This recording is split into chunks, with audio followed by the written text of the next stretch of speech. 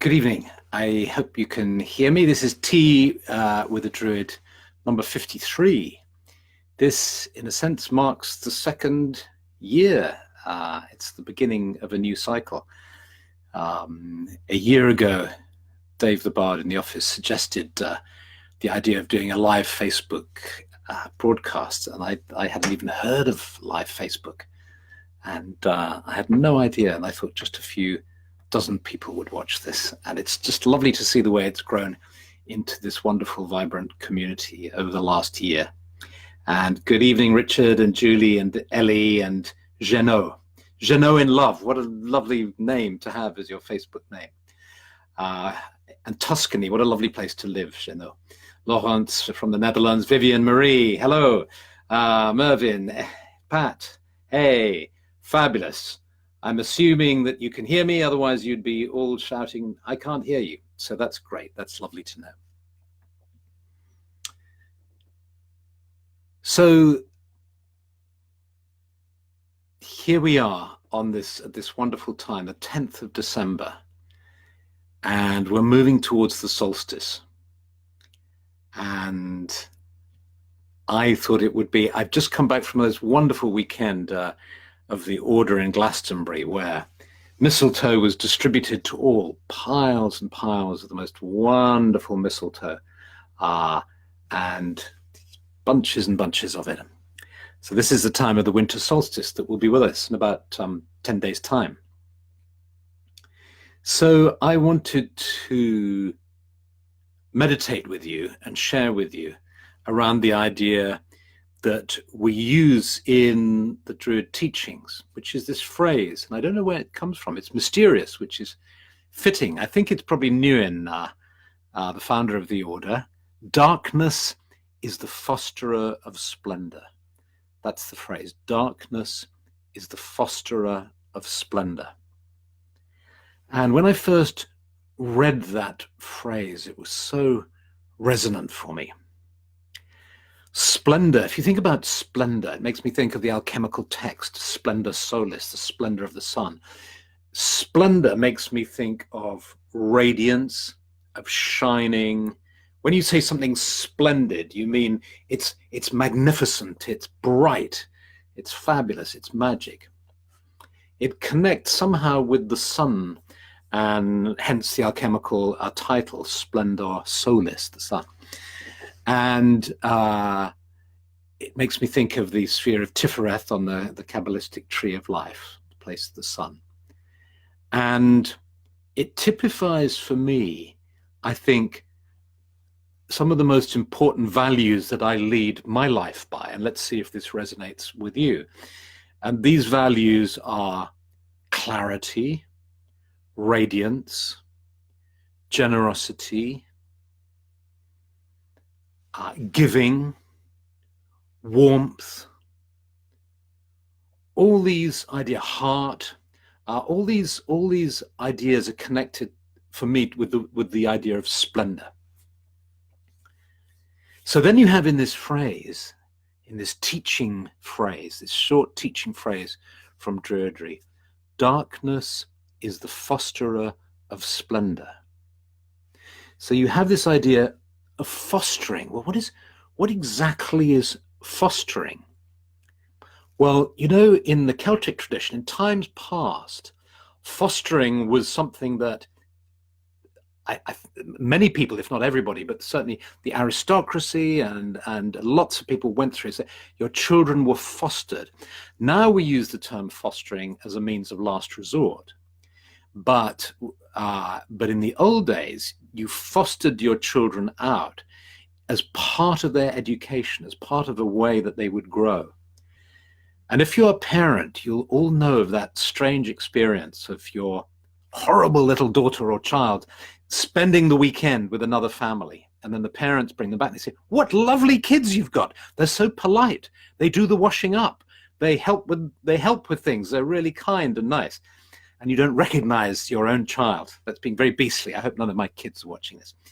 But you know what I mean? It's like you realize that when your children go and stay with other families, it's really educational and it's really interesting for them. And so this ability for different contexts to foster children was used in the past very consciously. So we might use the term now. It's like, you might say, how should I foster my creativity? I'm interested in writing poetry. How can I foster that? How can I nurture it?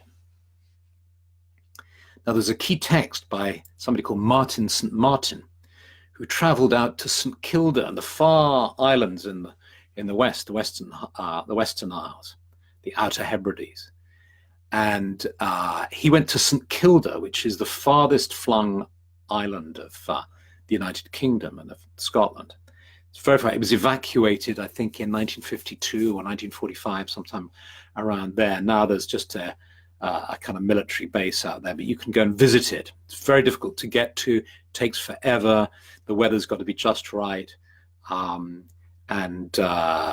it's extraordinary. If you have a Google on St. Kilda, you'll see a wonderful landscape. And there he found, even in the 18th century, this is around 1717 he wrote this, I think. Even then, he found that bards were fostering, incubating poetry. They were going into a bothy, which is an old term for a little cottage, little stone cottage. And they would wrap a tartan or a plaid around their heads, and they would close the shutters. They'd close the shutters before they wrapped the tartan, otherwise they wouldn't be able to see what they were doing. And they'd close the shutters, then they'd wrap the tartan, they'd feel their way towards the bed, and they'd lie down. And then, as an extra little detail, they would take a big stone and they would lay it on their chest. Sounds an odd thing to do, but try it. Don't make the stone too big, otherwise you might not be able to get up. But if you lay, a couple of big books on your chest, you see it's a very odd sensation. It feels kind of heavy and strange. And what happens is your mind, it's like playing white noise through your ears on headphones. Your mind, your brain gets tired of this monotonous sensory input, and then it catapults you into an altered state. But even without the stone, if you tried, I sometimes, when I want to incubate, when I want to foster an idea, when I'm feeling blank in some way, or I feel like there's an idea that's wanting to come to the surface of my consciousness, but I have no access to it. So I'm feeling kind of uncomfortable, maybe a bit scratchy. I know there's kind of something going on, but I can't quite access it. I might crawl into the bed and put a duvet over my head and create complete blackness. And then I sink into it. This is working precisely with this idea of fostering splendor. It's going one way in order to go in completely the opposite direction. So this is some strange kind of law, psychological law, that sometimes in order to reach this destination, you have to actually go in completely the opposite way. And of course, artists and poets have found this, and they found, which is why they can have such problems with drink and drugs and all sorts of crazy things, because they know that somehow going crazy, allowing the unconscious to throw stuff up, is the direction they need for clarity. So you go into a lack of clarity. This is what I'm trying to say, really, is that although I treasure clarity, the way that I realize I sometimes need to seek clarity is to go in the opposite direction. Does this make sense? Am I talking sense? Do please type here. It'll take a while for the answer to come up. But is this making sense to you, or do you think I've gone mad? But in a way, you see, what a Druid is doing is they are looking at the seasons, and they are saying, this is what nature is telling me. Of course I love the spring. Of course I like the clear light of dawn. Of course I like the warmth of the sun. But in order to get to it, I have to go through the winter. In order to get to it, I have to feel the cold, and I have to feel the darkness, and not fight it, not resist it, but absolutely trust it. Trust that on the longest night, the gods aren't going to desert me, and the nights will just get even longer and longer until there is no more daylight, and I descend, and all my fellow humans descend into perpetual darkness. No, I trust that on the night of the longest night, things will turn, and with the dawn will begin a new cycle, which will lead to longer days, so that the warmth of the sun returns and I can find warmth and clarity again. So whenever you're whenever you're working in the kind of academic or intellectual realm, this is a really important idea to work with. So at the moment now I'm working on this book on sophrology for a publisher. So I have all sorts of sort of books on in French on sophrology. So I'm beavering away, reading all this stuff. And I'm trying to understand everything and to order everything and to get clarity on everything. And what I would love to do is just to be able to read continuously and to organize ideas continuously and to write continuously. But I know that's impossible, and I know that if I push that, everything turns to mush and goo, and I can't even think straight. So I know that I need to sleep, and I know as well that what I do is when I'm reading, every so often I just close my eyes and I just drop into the darkness. Just drop into the darkness. Just stop trying to understand and just let go. And in letting go, I'm refreshed. Things move into place. Material that I'd forgotten rearranges itself with the new material. And then when I open my eyes 5 minutes later, 20 minutes later, or after I've had a little power nap, I just lie on the floor. I'm reading and it gets too much. I just lie flat out on the floor here and I just go off for 10 minutes and then I wake up and I come back and I'm able to think again. So, and the same thing applies with emotion at the level of the emotions as well. I guess we so long for all the positive emotions of love and connection and communion and communication and oneness and togetherness and all the rest of it. And in an ideal world, we think we would like that continuously. But it's just not like that. It's a waveform. And so the art is to trust the waveform and to allow ourselves to sink down, to let go, to feel lost, to feel disconnected, to feel in the dark. Yes, it does make sense, says Danny from Brittany. Hurrah. Thank you. Yes, this makes sense, says Mayla. Hooray. I'm not talking nonsense. Fantastic. That's good to know. Thank you. So this is the piece of theory. How do we put this into practice? Well, let's put it into practice now. Let's work with the energies of the season in the Northern Hemisphere. If you're in the Southern Hemisphere, this works too, because this is a universal law. And it just happens to be kind of easier to go with it when you're in the winter season. When you're in the summer season, you're kind of naturally, your petals have opened and you're naturally in the sunlight and being extroverted and interacting with people and traveling and meeting people and so on. And then as the winter comes, your sort of petals close and it's easier to be introverted. I think it's easier to perhaps allow darkness to be the fosterer of splendor. So let's have a meditation working with this idea. And again, only do this if you want to, and just listen if you like, and then try it again later if it appeals to you. But here we go. So if you like to do this, just close your eyes to better concentrate on yourself and become aware of being in the sacred grove. sitting in the sacred grove at dusk.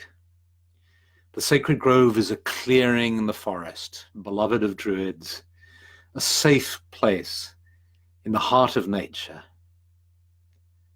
a clearing. And the trees are around you and the earth is beneath you. And even though you know in your mind that you're just sitting in front of your computer or your phone or your tablet, with your eyes closed, you start to sense how you could indeed be sitting on the earth. And it's dusk, so it's getting dark around you, and you can feel and sense the earth. And it doesn't matter that you can't see it, because you can feel it. And it feels stable, it's supporting you, and you sense all the life in this earth. And you just feel all your tensions, all the stresses of the day just dropping down into the earth. And you're sensing the earth with all the life there, the insects, the minerals and crystals, the soil, the water, all that life in the earth. And you can sense that it's bringing you a sense of vitality and stability. And you take in a deep breath and you let out a slow breath. And as you do that, you feel the trees around you. And again, you can't see them, but you know they're there. You feel their presence. Your brothers and sisters, the trees, fellow creatures on this earth, breathing in and breathing out. And you breathe in their perfume, you breathe in the scent of the trees. And you feel their protection, their vitality, the way they are rooted firmly in the earth, and the way in which they reach up to the sky. You become aware of the sky now, and although your eyes are closed so you see no sky, you sense the vast darkness of the sky now as the sun has set in the west. And you know it's the night of the dark moon, so there's no moon in the sky, it's very dark. But you can sense the vitality of the sky as you breathe in. And you breathe in the energy of the sky. And the energy of the sky meets the energy of the earth within the center of your being.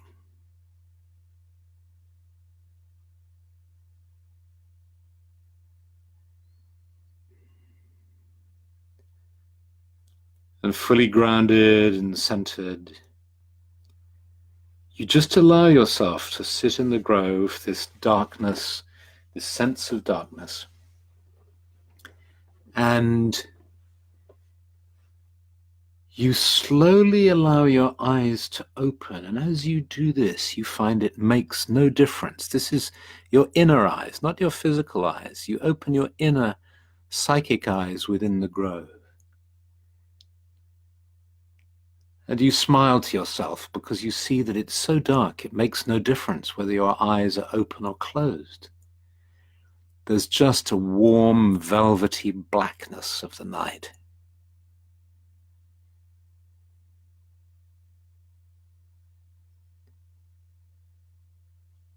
And so instead you start to use your senses, your subtle senses.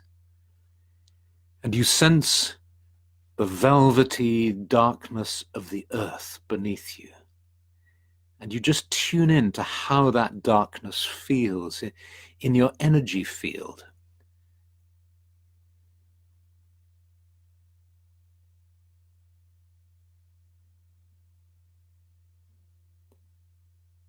Notice how it feels nourishing in some way, supportive.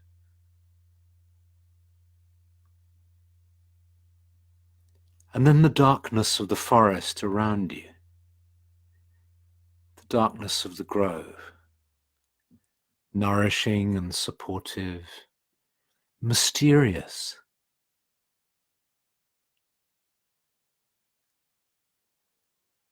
filled with life, yet life you cannot see.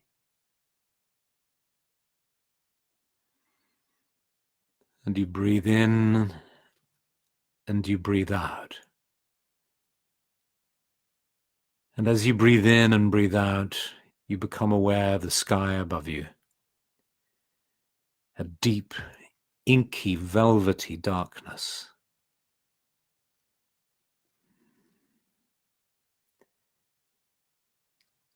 And you start to sense truly within you the meaning of this phrase.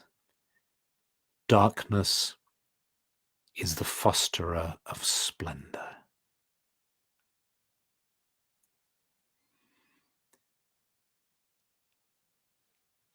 And as you look up at the sky now, you start to see just one or two stars starting to appear.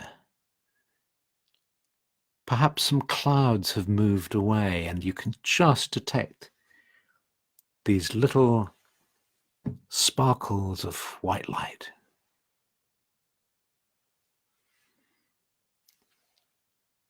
And you sense how important the darkness is to these stars. Without the darkness, you couldn't appreciate the magic of these shining stars. And then your eyes move towards the branches of the trees around you, and you start to see that there's a bunch of mistletoe. And this mistletoe has got white berries that are catching the starlight. You can feel these little white berries of missile catching the starlight. And you know that you are blessed by this mistletoe, blessed by their brightness, by their light.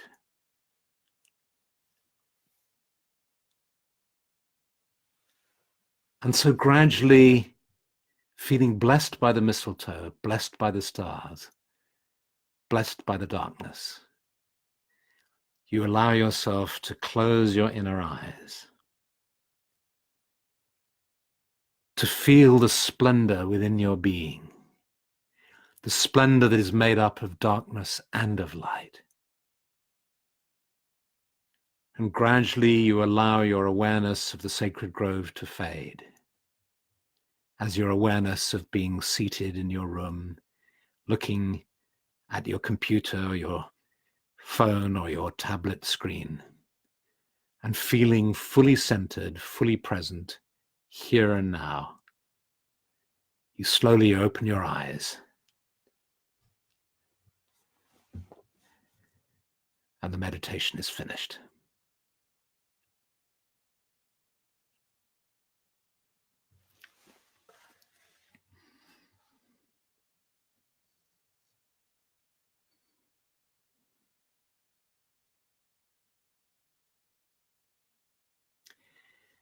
So there we are, blessed with the light. Someone makes a point about mistletoe killing the tree. That's not true, as far as I'm aware, at all. Mistletoe doesn't kill trees. And if you've ever seen trees with mistletoe, you'll see the trees are perfectly healthy too. I've seen plenty of trees with mistletoe.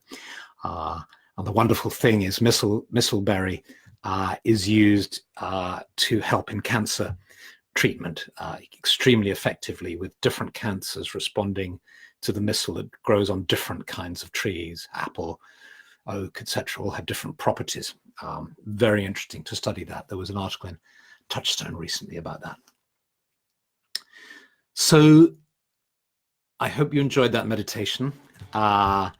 This is a time, the invitation of this time is for us to enjoy the darkness, to enjoy the long nights, to allow darkness to be the fosterer of splendor. There's a concept in creativity called not going for premature closure, which means not going for premature resolution of an issue, not trying to sort it out too quickly. Not in kind of relationship work, it's like, don't feel you have to sort it out so quickly. In intellectual work, it's don't feel you have to get the answer quickly. No, allow it to mature in the darkness, and when it's ready, it will appear. So have a wonderful evening. Many, many blessings to you. Much love. And I will see you again next week. And thank you to Ema and Penny for their last 2 Teas with a Druid, which were a delight to watch.